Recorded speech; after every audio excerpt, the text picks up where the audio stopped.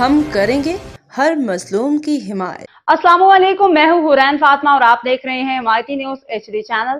نظر ڈالتے ہیں آج کی اہم خبروں پر۔ کراچی ضلع ملیر بھینس کالونی میں چارہ فروشوں کی ذخیرہ اندوزی ڈیری فارمز مشکلات کا شکار۔ رپورٹ فہیم احمد ارائیں۔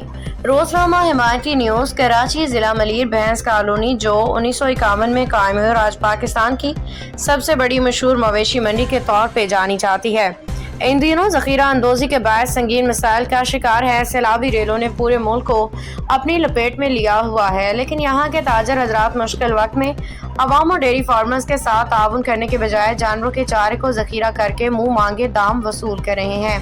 جو بریدہ 1000 روپے میں ملتا تھا وہ اب 3500 روپے میں بیچا جا رہا ہے۔ تاجروں نے اپنے گوداموں پہ تالے لگا دیے ہیں تاکہ مصنوعی قلت پیدا کر کے زیادہ منافع کما سکیں۔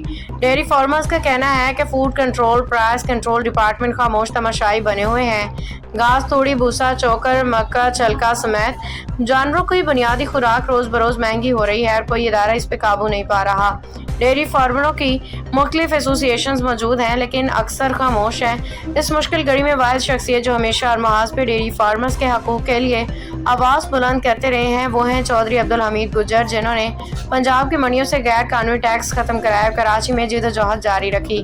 اہم سوال یہ ہے کہ جب حکومت پاکستان سیلاب صورتحال سے نمٹنے کے لیے اقدامات کی ہدایت جاری کر رہی ہے تو جانوروں کی خوراک پر مصنوعی بحران پیدا کرنے والے ان تاجروں کو کون لگام ڈالے گا؟